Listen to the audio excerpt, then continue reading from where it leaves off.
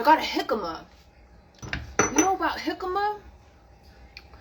It's like a watermelon and an apple and a potato had a baby.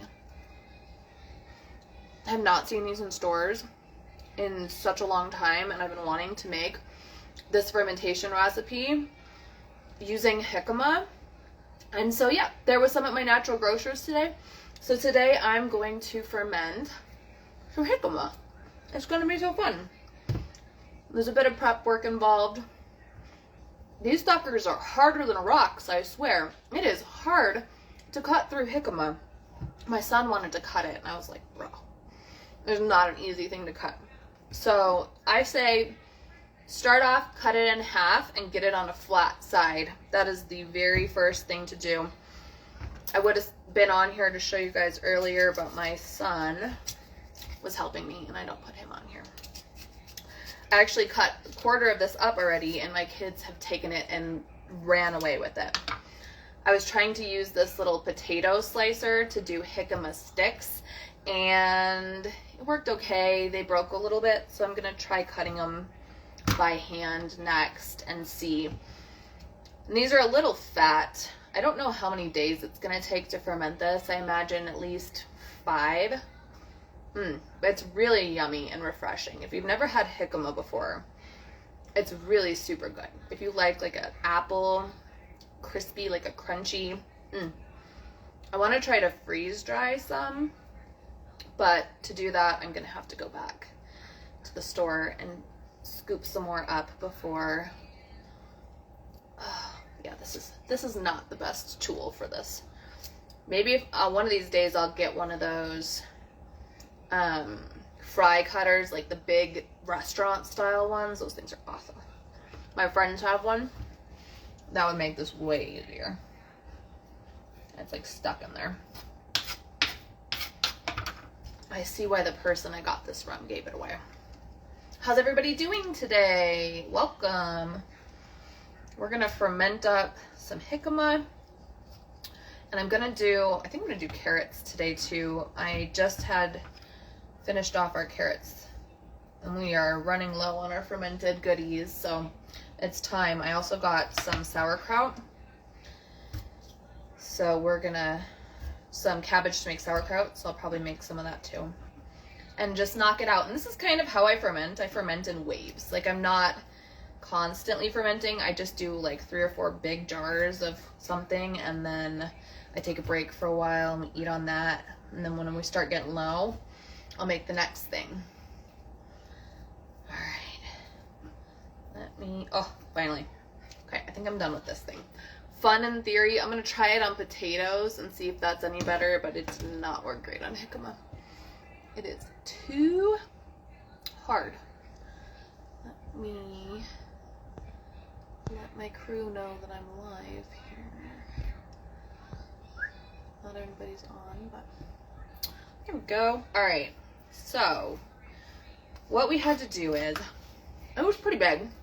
It's like double the size of this, but it's so hard that we had to use my sharpest knife. I went and sharpened it, and then you want to cut it down the middle so that you can flip the flat side down and make it a little less dangerous for cutting. You'll break your potato peeler trying to peel this thing, so I use a knife, and this is what I do with melons and stuff too. I'll cut it in half, and then I cut the peel off of it before I cut it up. What up? There's my girlfriends.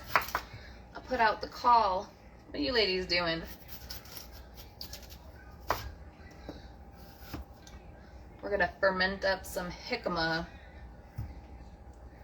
It's jicama. It's like, I think it's a root. I don't even really know what it is. It's kind of like a potato and a watermelon and apple all mixed together, but very, very, very, very hard.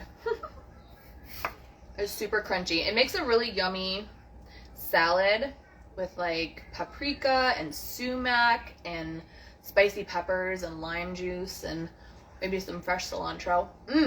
Yum. I'm doing good. Having a good day. So I'm just going to cut this into sticks, and I'm going to ferment it.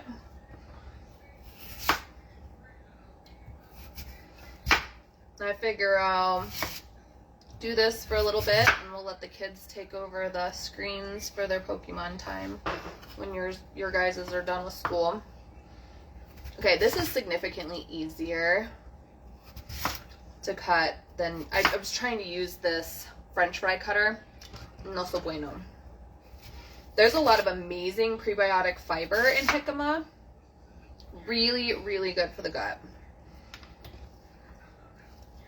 These are so cute. Okay, that's perfect. I'm going to make jicama sticks. There's a lady, Donna Schwenk. She does Cultured Food Life as her website. She makes a jicama, fermented jicama. She calls it jicama when you're sickama, which I think is hilarious. I need to look up what else she puts in hers. I think there was other stuff in there, like garlic and ginger and things of that nature. Let me see.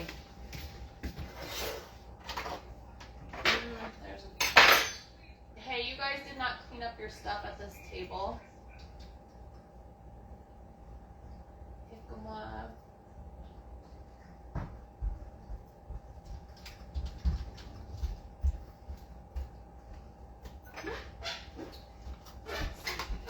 Hey, Mom, can I have some carrot? Jicama if you're sick. Yeah, you can. I should bring you guys over here. Bring you guys over here. Let's look up her recipe. You probably have to cut it off. Okay, so this is Cultured Food Life. I've learned a lot from her. She's got tons and tons of good recipes on here, and this is the one that made me want to ferment jicama to begin with. So, I am fermenting jicama. She says, oh, jicama and oranges. I don't have oranges, but I do have lemon. Maybe I'll do lemon. It looked like she had multiple flavors. Let's see. But that sounds delicious. Fermented jicama. It's called jicama. It's like a it's a tuber, I think. I think we should look up what jicama is. Hold on. Let's go. Jicama. I think it's a tuber.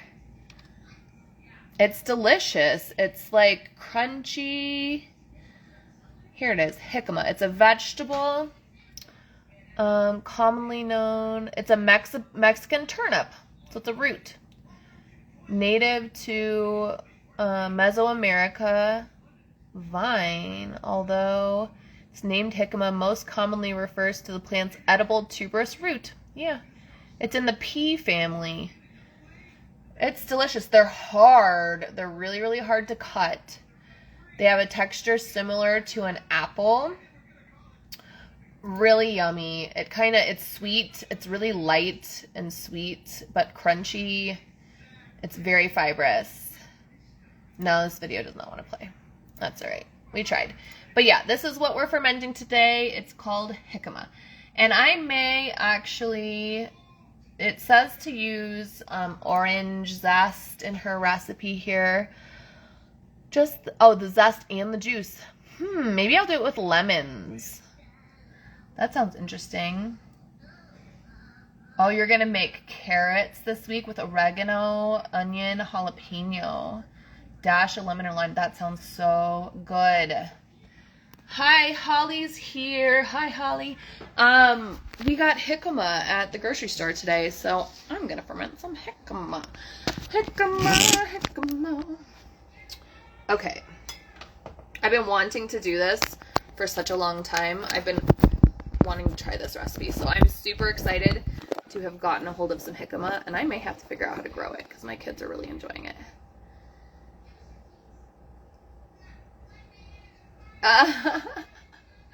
You're gonna hijack my life. No, I'm fermenting. But yeah, we can talk about that while I'm prepping stuff. That's totally fine. Right now I'm still just prepping, so if you want to jump in here and we could talk about tribe, we can. That would be fine. Kill two birds and all that. Yeah, jicama's Yummy. What do you guys think? Should I try doing lemon or should I just do plain to start?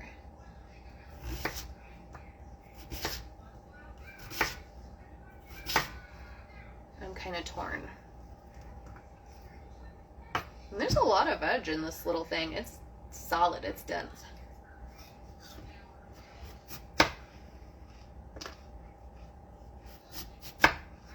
Donovan wanted to cut it, and I was like, this is a little hard.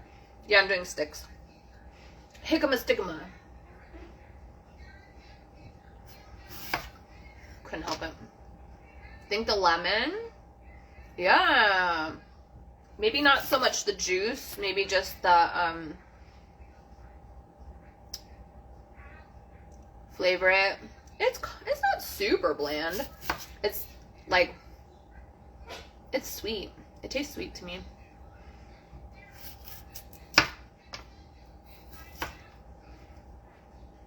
Maybe I'll do just lemon zest with it instead of all the juice and everything. Oh, lime would be good. We could do, I could put some paprika in there maybe. Like make it like, there's this Indian salad that they make, and it has sumac and paprika and chili powder and jicama and red onion. I don't think I have a red onion though, but that sounds yummy. No, I don't have a red onion. It's all right, we're winging it. We're just gonna do jicama, lemon. Dude, I love paprika. I put paprika in everything. Yeah, it is like a potato, a lot like potato.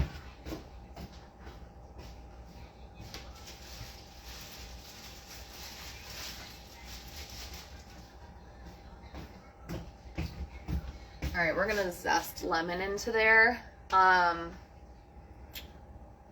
I think the sumac would actually be really good. I think I'll put the sumac in there. So sumac, if you've never tried it before, it's a very popular spice in like the Middle East. They use it a lot. It grows on trees. It's like the flower head on the tree. It tastes a lot like, if you like tahine, sumac tastes a lot like tahine. So you can make a homemade tahine using sumac, paprika, salt, and a little like vinegar powder if you want. Delish. I sold that at the farmer's market a little bit and people are obsessed with it. Anyway, they make a salad with the sumac and this, and it's so good. It's like tangy. It's really red, so it would turn it like a crazy bright red color. Okay, I have some up here. Somewhere.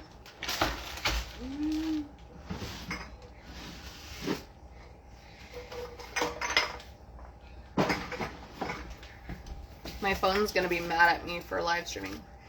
So this is the bag of sumac I bought. You can harvest it like in your neighborhood if there's sumac. My neighborhood is getting taken over by sumac, so soon I'll have a farm. But yeah, it's actually, I have some heads. Where did they go?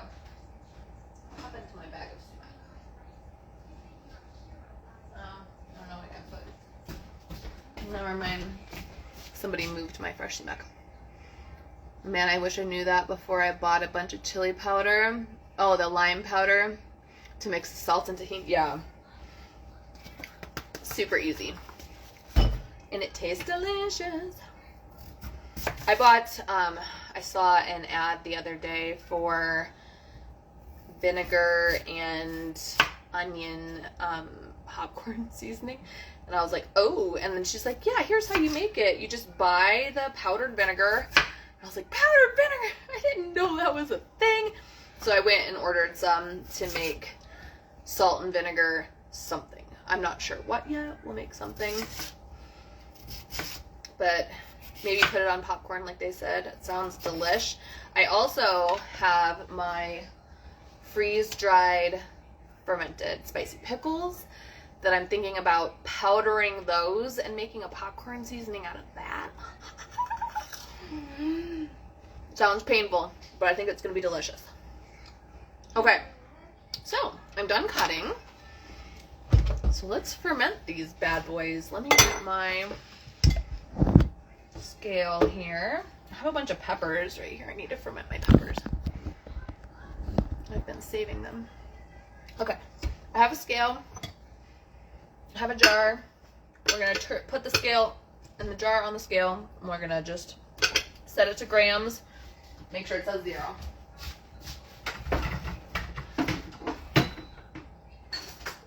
There's my zester. Hold on, I gotta find my zester.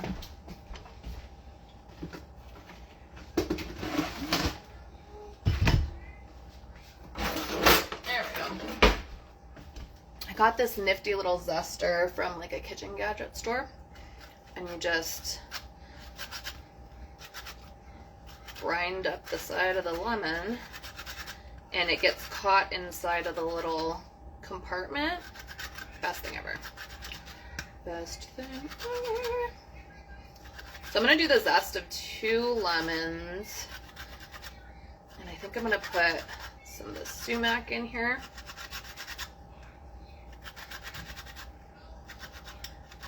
I don't want to make it too tangy.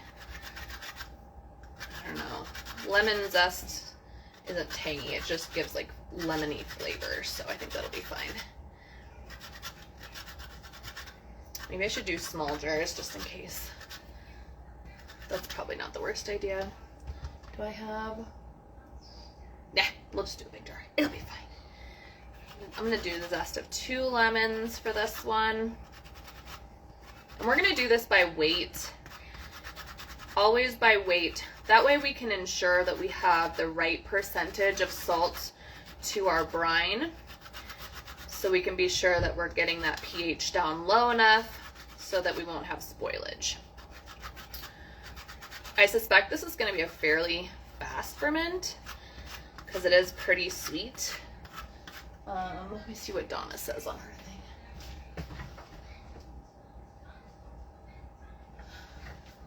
Yeah, she says 3 days on hers, so I'm inclined to believe her. And that means we're gonna keep this right where we can see it. A lot of times those fast ferments, they like once they go past their prime, the flavor's not as good as it was. So we want to try to make sure we're tasting it from that point of 3 days. So like if you make salsa, fermented salsa, that's like a 3-day thing. And if you let it go too long, it'll get mushy. So you want to try to get it before it gets mushy. What is going on here? My tripod is losing it. Okay, check this out.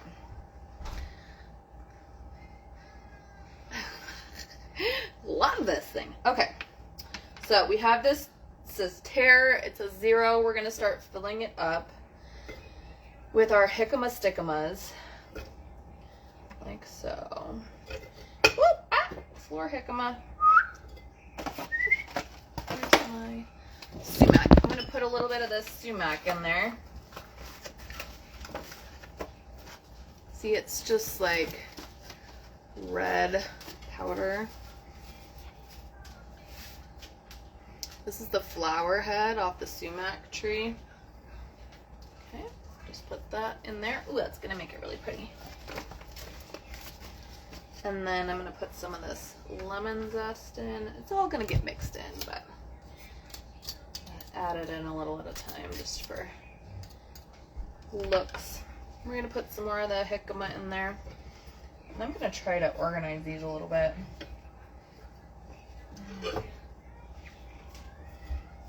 Kind of cram them down in there. Lucky dog. Yeah, she didn't even look for it. I'm gonna have to show it to her. I might actually pick it up and wash it off. I bet you guys in California could grow jicama, huh? I don't know if it would grow here. I'll have to look it up. It's definitely a fun, interesting, yummy plant.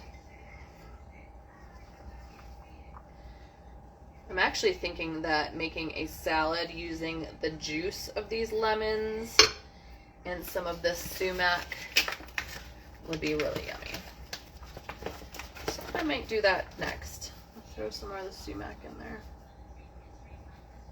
So maybe like 2 tablespoons in the quart. Not a ton. And put more of this lemon zest. Oh man.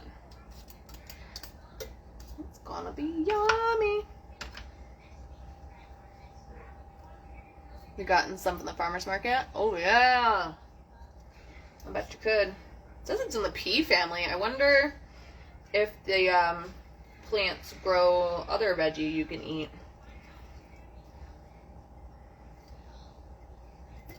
Okay. That is probably as full as I'm going to want to make this. I'm going to fill this up with filtered water.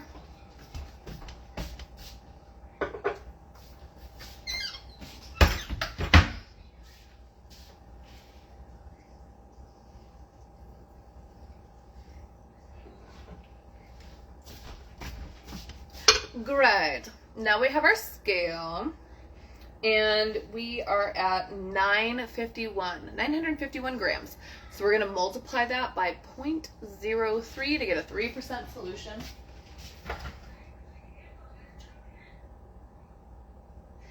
Calculator.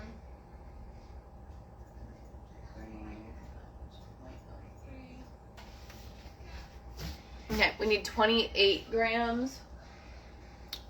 Thereabouts.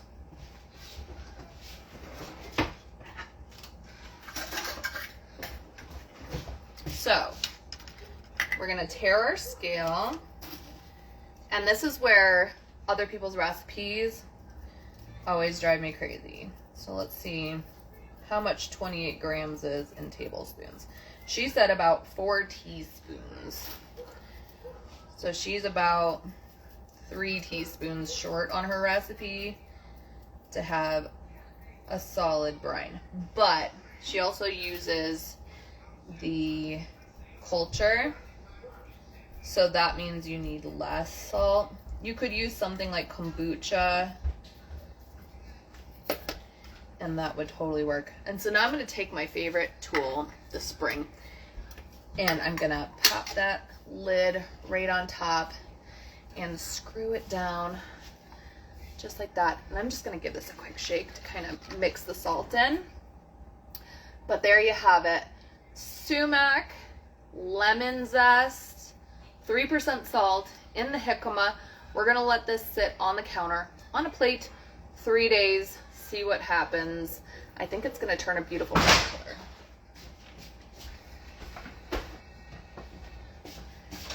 But that's my time, friends. I have to hop off of live because my phone is going to make me get off. So I am on a limited schedule. Y'all, I will post this replay so you can watch it back. See you guys next time.